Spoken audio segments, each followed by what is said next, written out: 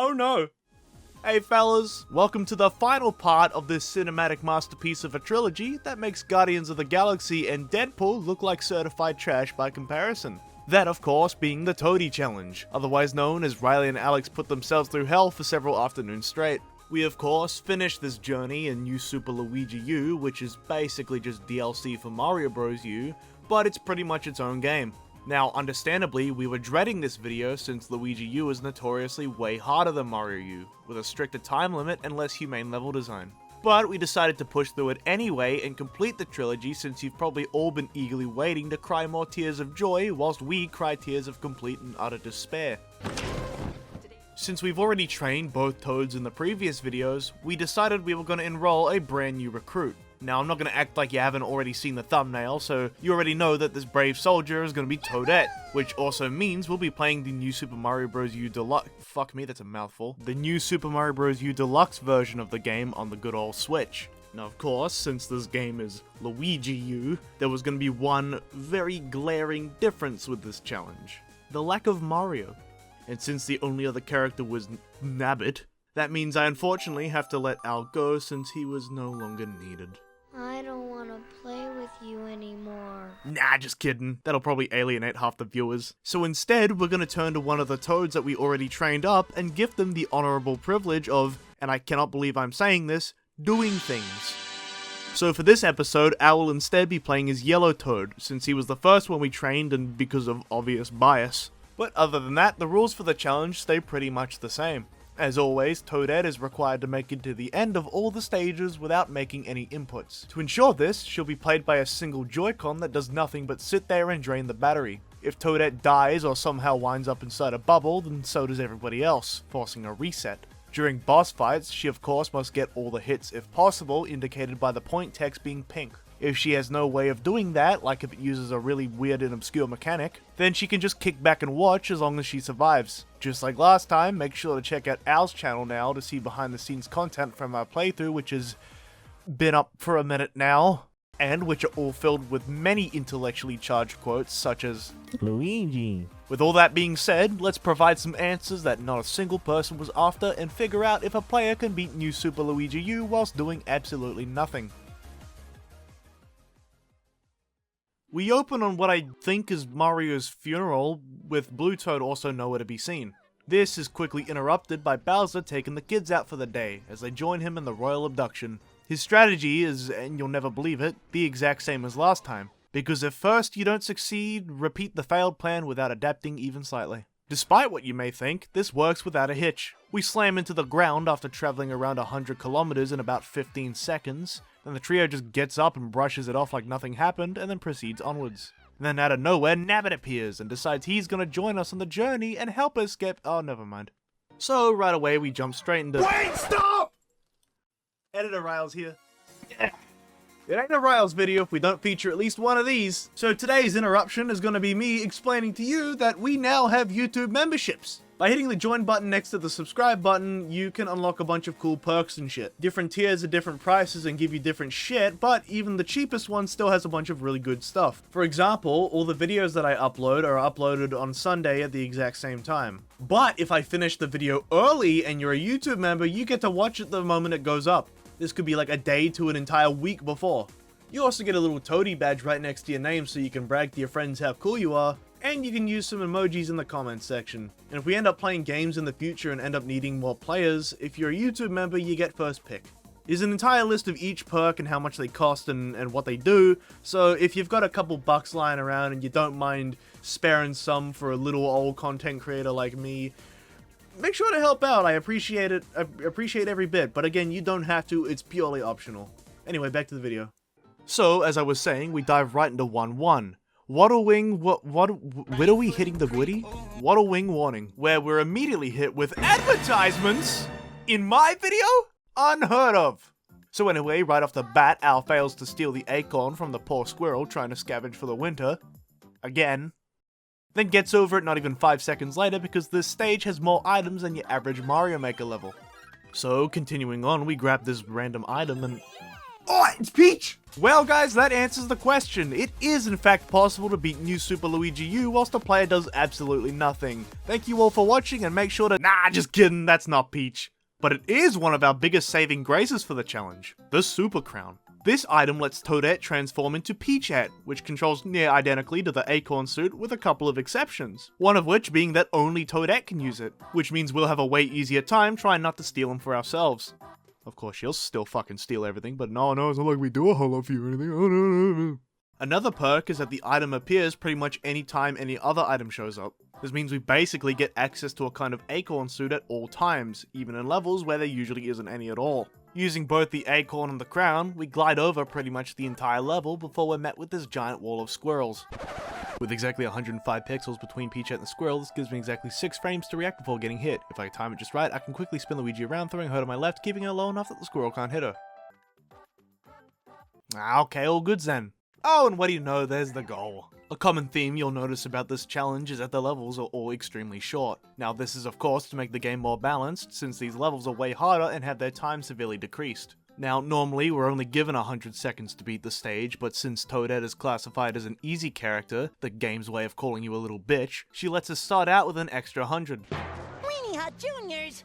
Are you saying I belong at Weenie Hut Juniors? Oh no, sorry. I was actually pointing to the place next to it. Super Weenie Hut Juniors? So as a result, you'll probably feel like these levels are ending way quicker than expected, and that's because they quite literally are. Don't worry, that doesn't mean the experience will be any less shit, so your thirst for suffering will still be quenched. We enter 1-2, Crooked Caverns. No, that's too easy. This stage's main gimmick is that the entire thing moves, and makes the area way too small for us to carry Toadette, making her constantly drop. Which wasn't exactly a challenge, just slightly irritating. We lay witness once again to the fact that Peach's hitbox is extremely questionable. I mean, what the fuck is this? One thing this moving terrain does that actually creates a problem is drop down all these piranha plants, which would normally be fine since we can just, step out the way, but something I haven't yet mentioned is the fact that they've changed the physics of the game to better match how Luigi tends to control in other games, giving him and the Toads a much higher jump, but also making them slip around like they're wearing socks on a hardwood floor. Now, you can kinda imagine why this would be an issue. We slip, slop, slap, slip and slide our way to the end of the stage, however we can't quite reach the secret exit because a piranha plant munched away Toadette's crown. But I had a plan. We learned in the last video that throwing a player after a spin jump will launch them in the air rather than throwing them straight down. We utilize this by getting a running start, spin jumping, and then launching Toadette up to the platform where the secret exit is. There are some bricks in the way, but if we're too small to break them, we can just sit around and wait for a mushroom and a bubble to appear. We then just go through the pipe and beat the level. We move on to Cheap Chomp Chase. Now, I don't know about you guys, but I sense some very subtle clues that this level could be a problem.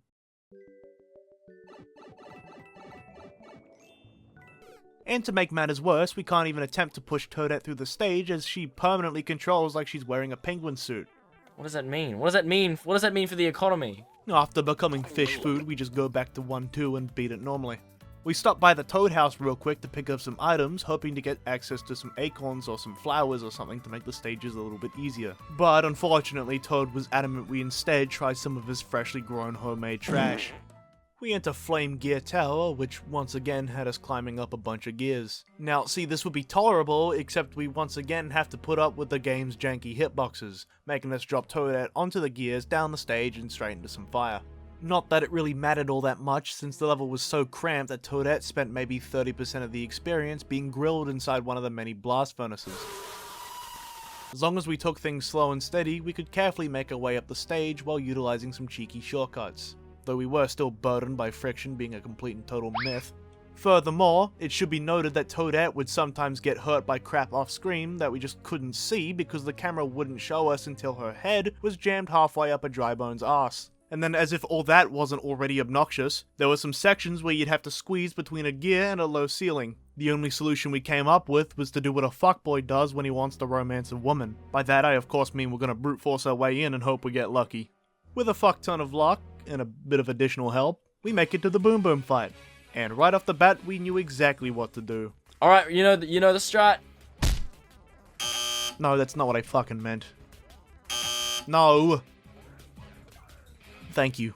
We went back to the Toad house and got hand-served yet another platter of wet dog shit, and then move on to Rolling Yoshi Hill, as opposed to regular Yoshi Hill. Now, apparently the game was really on board with the whole doing nothing thing, since the beginning of the stage just kind of plays itself. We open up these item boxes to reveal, oh, it's Yoshi!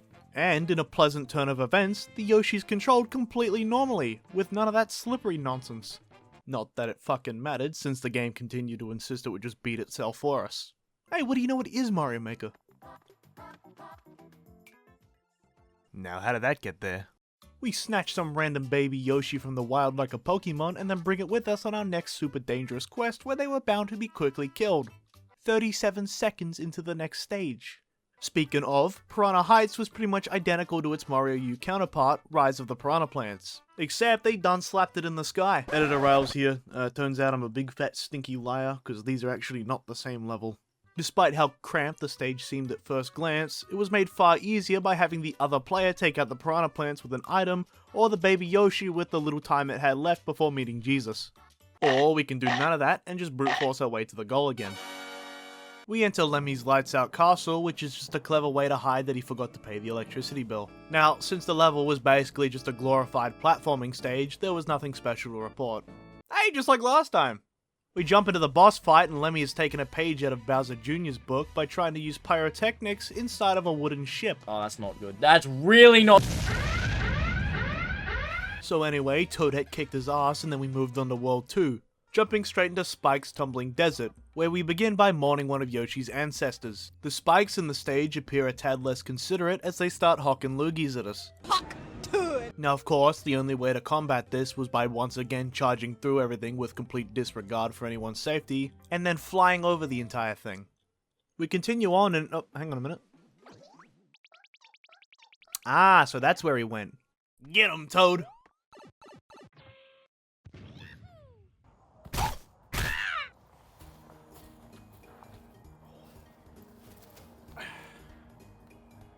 So the original joke here is that it was going to cut away to Gary's mod again, and this time Toad would slam into the support of a building and it would crumple down.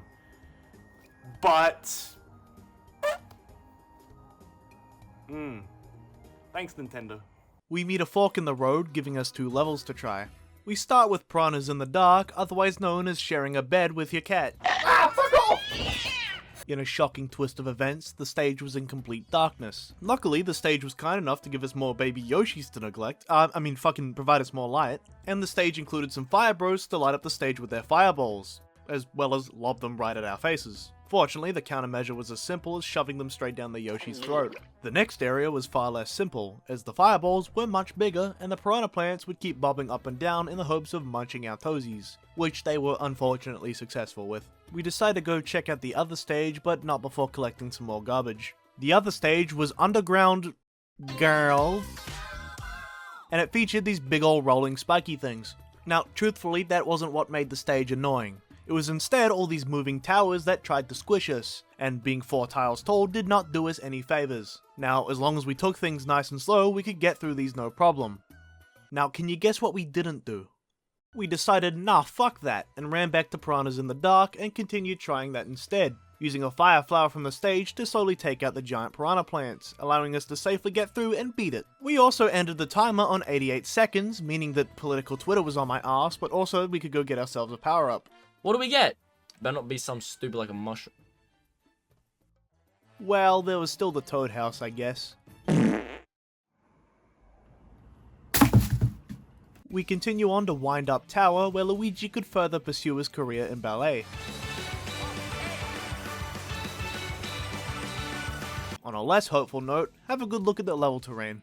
Now, luckily, about half of this could be skipped easily by using Peachette, but it would only take us so far as right after this is a part with a bunch of these horizontally moving blocks. Now, in a perfect world, we could just jump from one block to the other, but since this isn't a perfect world, the arsehole level designers decided it would be funny to make the gap between said blocks only 3 tiles tall, 1 less than Toadette and whoever was carrying her. This also applies to the ceiling covering the right half of the map, preventing us from crossing over, meaning we'd need to stick to the left side, which is impossible because the first and only platform you can reach from the bottom was on the right, Now, in theory, we could have Luigi continuously wind the gear so that Toad could jump to the next platform while it was still on the left before it made it to the middle with the rest of them. But if you think we have anywhere near enough communication or cooperation for that, then you must be new here, so welcome to the channel. Make sure to subscribe for more poorly executed gameplay.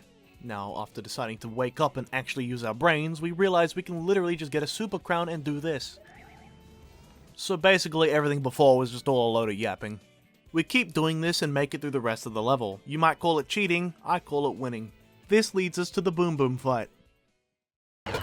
We go check out the green Toad house since we were clearly in urgent need of lives. We take out the Goomba on the map and are rewarded with some trash. We then go take out the Fire Bro and get more trash. We then go to the Toad house where we get...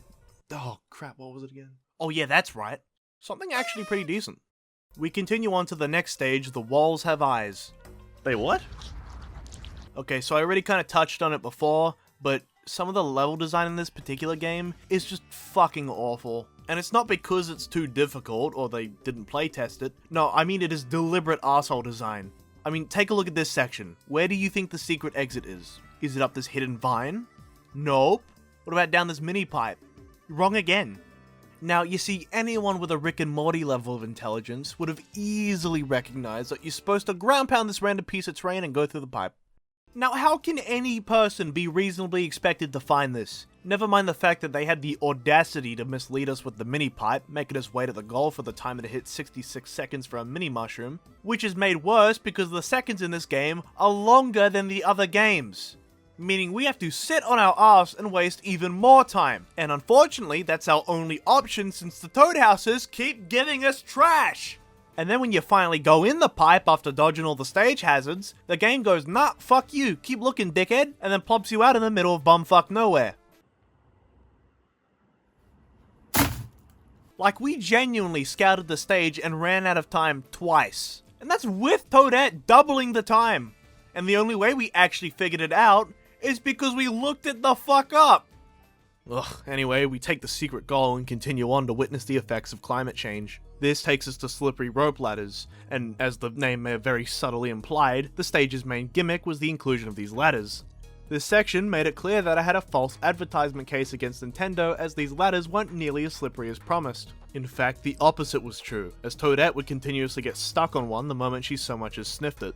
Now, as long as there was room at the bottom, a second player could just push her up the ladder until the very top and then pick her up to get her off. The last obstacles were these two Fire Bros, which could just be killed by whoever didn't have Toadette, leaving us with the exit pipe to the goalpost.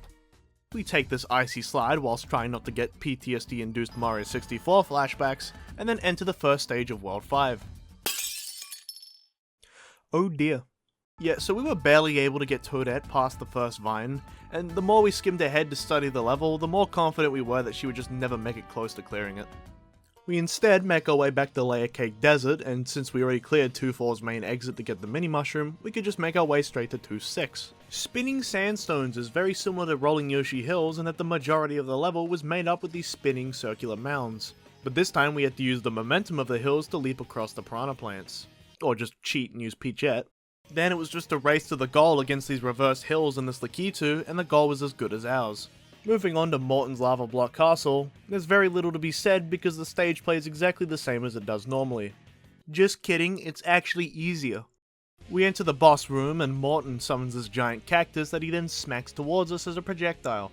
Now, luckily, Luigi's unmatched reflexes made this an absolute breeze. I'm lying, I was so stressed my ass cheeks turned into a hydraulic press. All went smoothly, up until this tragic ending. Oh my god. No! No! What? No, no, no, no, no, no, no, no, no, no, no, no, no, no, no. Oh, no. That pokey just... We try that again, this time without getting poked by the pokey, and kick this man's ass without so much as a scratch.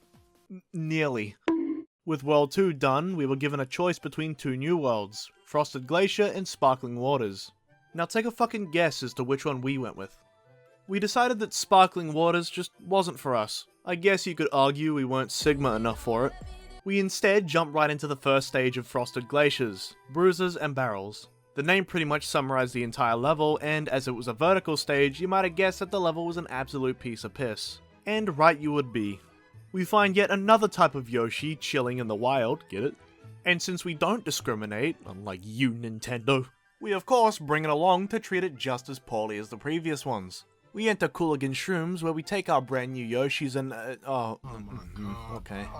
We're met with an absurd amount of penguins, which we could semi-reliably take out with the Yoshi's bubbles, but occasionally a stray would get the jump on us. And if it happened to kill one of us, then it was bad news for Toadette, as the seesaw shroom would tilt and make her slide off into the pit. Oh, hang on now, wait just a fucking second. Having already lost our Yoshi, we realized that there was a far simpler solution at our disposal. The fucking crown. We move on to Icicle Tower, and rather than being greeted by the Ice King, we instead witness the public execution of about 7 turtles, and 7 more turtles, and another 6 turtles, and 6 more turtles, and 5 more turtles. Can we get a moment of silence for the turtle family? Okay, no more, that's enough. We meet the tyrant responsible for the sickening act and murder him in the name of vengeance and morality, and then go kidnap another baby. We enter Fire and Ice, where that Yoshi doesn't even survive 2 minutes. This level was a little more on the tricky side since it was quite enclosed, not to mention slippery. The former issue could be lessened by taking a few hits, while the latter could be solved by simply manning up and dealing with it. This mindset, fueled by pure toxic masculinity, gets us all the way through without too much resistance. We enter Ice Slide Expressway. Now, the immediate problem with the stage is that it was designed with the penguin suit in mind, and that just isn't fucking working here. So, rather than whizzing by all the icicles and piranha plants, we instead had to very patiently weave between them, or alternatively tank our way through. Eventually, we go from fully stuck to fully sick as we use the bubbles from our 5th stolen baby Yoshi, taking a page from Super Mario Bros. Wonder. And no, we're not doing a Toady challenge for that game, it doesn't work, you can stop asking me. Finally, we carefully make our way past the final section, trying to avoid dropping Toadette in the water. After that, we reach the goal, where, to the surprise of absolutely everybody, a baby Yoshi made it out alive. We move on to the next stage, Peekaboo Ghost House, where we go for a ride on this weird little block trail. Well, so much for keeping that Yoshi alive.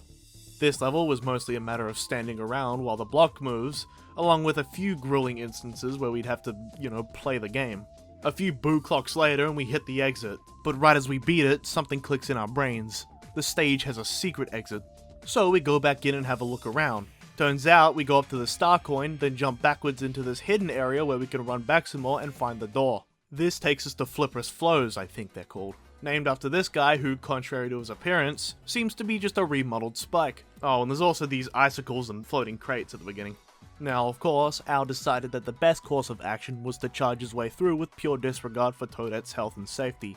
You may have heard the phrase, if it ain't broke, don't fix it. Well, we here on the SSRiles channel are also firm believers in, if completely broke, keep using it anyway. Which worked out perfectly. Jumping into Rock Candy Mines, we enter Mount Fuzzy, where most of the walkable terrain had fuzzies on tracks getting in the way. 2 words. Fireflower. Next up was Porky Puffer Piper Picked Pecker Prickled Peppers Kevin. Now, understandably, our timbers were feeling awfully shivered since the Mario Bros. U counterpart, Porky Puffer Piper Picked Pecker Prickled Peppers Falls, was a level we could not actually beat due to being placed underwater. And the fact that the level began with an entrance pipe made us even more worried. Luckily, unlike last time, the exit pipe places us on solid ground, giving us a genuine chance this time. There were still a couple of complications to be had, like being stuck inside an enclosed area while being 4 tiles tall, the bottom of the stage being filled with water, and that Big Lippy had returned, ready to smooch us to death once again. Now, the way you're supposed to play this stage is by jumping between these poles, but instead we could just once again abuse the Super Crown and skip past everything. These problems got worse when Toadette would lose her crown, since you can't climb poles while holding another player. So we instead had to traverse along the bottom of the stage on top of note blocks, while trying not to be fish slapped. We do actually get through the level, and then go inside the tower where we're met with more girls. This wasn't horrible. Basically, it just required us to take it nice and slow, which was apparently a foreign concept to us. We also had an extremely difficult time finding the secret exit. Well, not finding it, that was actually piss easy. Basically, we had to get to here, while trying not to get squished by the giant girls. We do get towed up there by using Luigi's face as a trampoline, and then go through the pipe. Upon entering the next room, we could sense something was afoot. Rather than going straight through the other pipe, we remember that the level designers are actually a bunch of c***s. So we perform a ground pound, and lo and behold, there was the actual secret exit. This route skips us 4 levels ahead to Spine Coaster Stowaways, which, just like that one level on the Wii, wasn't very different to playing it normally, which was still pretty fucking hard mind you, but unnoteworthy nonetheless. We enter the second tower of the world, which was yet another vertical level that, and say it with me, didn't make a single difference. The boss fight, on the other hand, was actually really questionable, and it's purely because of the petty lack of space between these platforms that made getting Toadette in position extremely annoying. After a few attempts, Toadette would eventually channel her inner dragon warrior and slay the sumo. We enter Switch Lift Express, and, well, I don't really know how to explain this one. The level is filled with these question mark switches that you're supposed to hit to move these blocks into place, which isn't too weird by itself, but the thing is, for like most of the level, you can kinda just not do that. And you can really feel how jarring it is as you walk past entire sections. At the end of the day, the level was stupidly easy, practically hand-feeding us the goal. Hilariously, it was the exact same for the beginning of this castle, where you're better off just not hitting the switch entirely to avoid making these iron blocks drop down. This final section required even less effort as you just sit there while some more blocks float along the lava. Heck, if you actually decide to put in effort and hit the P-switch, it actually makes it harder, because now you have all these brick blocks in the way that'll probably make you drop Toadette, which was super hard to watch. Hard to watch or hard while watching? Now, the boss fight was actually pretty scary. We wanted to avoid letting Toadette land on the platforms, otherwise she'd just smack the side of the screen and fall to her death. Hitting Roy also made us extremely anxious, since he'd always be moving while he was stood on the platforms, making him harder to hit. Not to mention that bastard was also firing bullet bills everywhere, including the homing ones. The strat we cooked up involved hitting him when he was on the right side of the screen. This is because we wanted him on the top layer of platforms so that it was easier to throw Toadette at him, and the platforms in question moved to the left. Keeping him on the right not only gave us more time to line up the shot, but also ensured that he and Toadette would be in the middle of the field when the platforms vanished. Conveniently, he always spawns on the right, meaning that this would be the first place he would jump to. After the first hit, the directions would switch, meaning we'd do the same thing, but this time when he's on the left side. Rinse and repeat until eventually he's beaten. We enter the first stage of Meringue Clouds, that being Frozen Fuzzies, where we had to travel across fuzzies that, believe it or not, are frozen by ice bros or penguin suits. The openness of the level made it no different to playing it normally, so we beat it first try with few complications.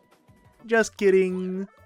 Another Toad house and you get it by now. Turn around, bite eyes.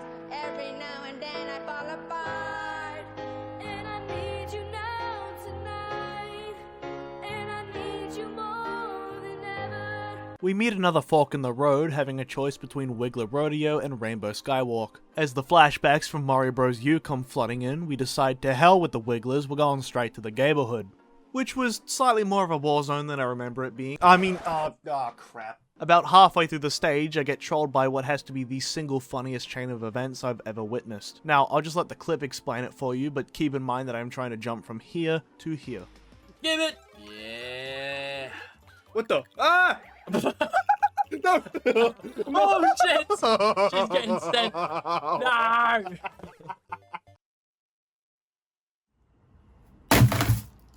Luigi and Toadette race Tiny Toad up the wall and then abandon him at some point before beating the level. We enter Stone Crush Tower, where I get to disgrace myself once again by failing to kill some Fire Bros. But not to worry, as the level generously grants us some ice flowers to make it easier. We ascend up a little more and are met with this part that we have to speed run through or else get squished trying. Now, we couldn't see too far ahead, so we kinda had to wing it, but the window we're given to start running is very fucking tight, especially given all that extra height from Toadette. Al decides to play it safe by letting the roof crush him down to Small Toad, and then we make it through much easier than we thought. We make it to the fight with Kamek. Just like in Mario Bros. U, Kamek summons a bunch of blocks that you use as platforms to reach him. After warping around a couple times, he lets the blocks drop to the ground and release whatever enemies were inside. He also summons these magic bolts and waves, turning these smaller blocks into donut blocks, which makes it way riskier when trying to recover Toadette between hits. We did actually have a slight advantage this time, that being the Super Crown. We did still have two common problems with the stage, both of which having to do with how tall these two were. Firstly, it made navigating the terrain a little more difficult, but now we could just spin jump straight to the top. And secondly, when the blocks would respawn, oftentimes they'd appear right where Toad was, forcing him to be dropped. This time we can just spin jump before they spawn in, and then land on them after. There was another problem though. When Kamek spawns on the outer sides of the map, throwing Toadette becomes incredibly risky as she'll likely keep going after bouncing off of Kamek, at which point she'll just go straight off the edge. While normally we could just keep going and then wait until Kamek spawns somewhere preferable, but the length of the stage combined with the lack of checkpoints severely limits the amount of time we had to beat him, meaning that we couldn't be too picky, but we also had to get lucky. Oh, and by the way, you would not believe one of the ways a run ended. Turtle's death is it. Ah, no! Are you serious? After a short half an hour, Toadette does make him bite the curb and we get to move on. We once again have to look for a secret exit, this time in Vanishing Ghost House. And how do we end up doing that? Pure fucking chance. We make it to the end, having barely spent 20 seconds in the stage. We use our inner pride to skip all the way to Ludwig's Block Press Castle, where fucking Jesus. Where it appears he took my comments from the last video very personally. Where they've used clockwork to develop moving platforms? A breakthrough in science that'll surely make a difference in the world. As it would appear, he's decided to repurpose this tech to create a giant block of death that goes back and forth throughout the whole level while taking up the entire screen. The only way to avoid getting crushed is to hide in the spots above or below as it comes past, which is all fine except that the platforms give very little room for both Toad and Toadette to fit through. Most notably the end where all the level's routes are only 2 tiles tall. The incredibly sketchy solution we cook up involved dropping Toadette on the ground, positioning her in front of us, and letting the wall push us off, just barely getting her over the pit. We make our way to Ludwig, who is operating an aircraft directly next to a cyclone. So naturally, we board the ship to kindly inform him that this might be a little bit unsafe. Ludwig takes it very personally and instigates a fight. Bad move on his part, because Toadette was more than ready to serve him with the Mike Tyson special. And as expected, he crashes the ship because of the tornado. Now along comes the cops, here to investigate the sudden crash and to find somebody to pin it on. They bring out the giant frisking hand to search us, to which we say fuck that and hightail out of there. Well shit. Stop your vehicle, you fucking piece of shit! Bowser Jr.'s showdown starts with us waiting patiently, before needlessly threatening Toadette's life. We then enter the second half of the stage, which I can quite literally show in its entirety in the time it takes me to read this sentence. We enter the Bowser Jr. showdown, the fight, not the stage, which plays identically to last time, meaning we totally fucked it, didn't we?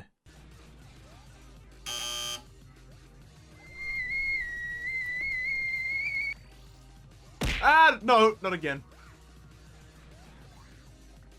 Ooh! That frightened me. That was a little frightening. We witness a second crash and then book it into the tornado where we're introduced to the bitch we were just playing as. We enter Magma Mode where, due to inaccurate weather forecasts, we were unprepared for the fact that it is now raining meteors. Now, it turns out there's a secret in here, but due to us running low on patience and Luigi U generally having really shitly made secrets, we go straight to YouTube to figure it out. Turns out you gotta wait for meteors to crack open this roof made of coin blocks and then go in the pipe hidden on the right. This takes us to the next stage, which was such a nothing burger that when I wrote the script I apparently couldn't even be stuffed going back and checking when it's even cold. Yeah, well whatever, we beat it and then go to current event where we travel along these here platforms that use motion controls to move ahead, while also ceasing and dropping the moment anything that isn't a player tries to stand on it. The first immediate problem here is the electricity, which is much harder to avoid when you have the height of 2 players. And it's not like we could just sit around and patiently wait for an opening since the lava below us was beginning to get less below us. Luckily, if we have Peachette, we can just jump over everything, meaning I could once again just go right ahead and delete that whole paragraph from my script. After going through the door, we make it to this final part where I'm just gonna let the clip do the talking. No! No! Go, go, go, go. Oh. Oh no, oh no, oh no. Oh! Please! No! But it was cool as shit, so we try a similar move and this time actually make it. This leads us to the final stage, but first we go back to an earlier stage to farm a hidden block at the start to build up some lives, mainly because Luigi was running extra low. I wonder how that happened. We enter the final battle, where we're met with a very vengeful Bowser Jr. Now luckily for us, all I had to do was blink and then the level was over. We then make it to Bowser, and after not 1, but 2 videos practicing this move, we don't even do that, we just straight jump over him. And now we've officially made it to the final obstacle of the challenge, one we spent ages trying to beat the first time. Here is how it's done. Bowser, having now put on his big boy pants, can only be attacked by curb stomping him with his son's clown car. Since Toadette can't actually operate it by herself, we instead get one of us to do it, but we still let her contribute by making her bash Bowser Jr. to get him out of the car. Alex then steals it from Toadette while I defend her from Jr. since he'll try and attack her once he can no longer reach his car. Annoyingly, the camera jerks towards Bowser once he's hit, which Jr. will most certainly abuse to get a hit in while I can't see him.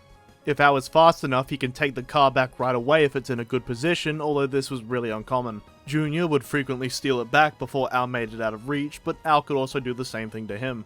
But unlike Bowser Jr., Al could easily get slapped by Bowser during his shell phase. While waiting for Jr. to get low enough, Bowser is shooting meteors from the sky, and Jr. is trying to snipe us with bob-ombs. Oh, and hilariously, if we die, there's no checkpoint before the door, meaning we gotta spend an extra 3.5 seconds getting through the first part of the level. Now, this fight took us about an hour when we did it in Mario Bros. U, and an extra 2 hours of trying when we try to redo it. But guess how long it took us this time? 2 attempts.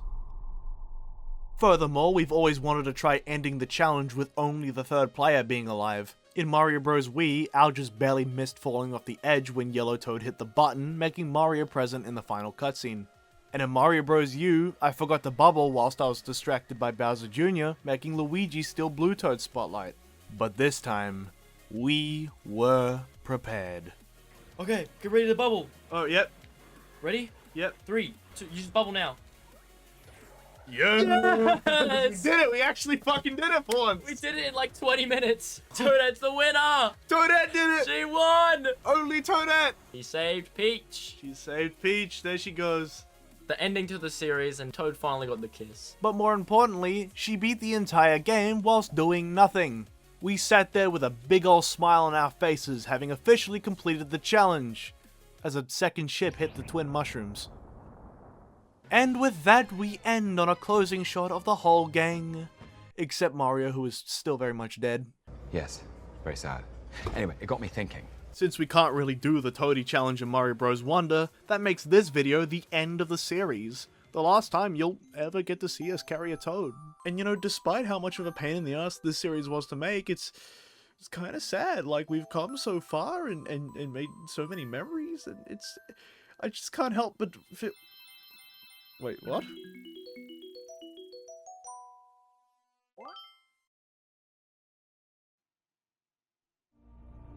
He has risen, baby girl. Fuck! And I don't want the world to see me. Yeah, you know damn well you want to watch us do World 9 in the Superstar Roads. Leave a like and comment to let us know how badly you want to see it, and we might just consider doing it. SSRiles here. I'm actually lying through my teeth right now. We already did them. We did all of them. So please fucking like the video, because holy crap, these are so hard to make! Sorry for that little outburst there, but it is true. These are actually probably the hardest videos of mine to make. So every little bit of support counts. As a matter of fact, this one took so long that I just straight up don't wear those glasses anymore. I got a whole new pair. Basically, the point I'm trying to make is, if you do like this series and you do want to see me finish the last 3 parts, please try and support it as much as you can, because it is a very difficult and very taxing series to make, and it takes a very long time, and also while I'm doing it, I have to put off other videos like Mario Party, so I just need to know that people are wanting this and they do want to see it finished. And either way, whatever your feelings are on the matter, just leave a comment below, and we'll see what happens. We'll see what happens in the future. If you like what you see and you want to see more, go to Al's channel, where he compiles all the raw footage from the gameplay and puts them together in bite-sized portions.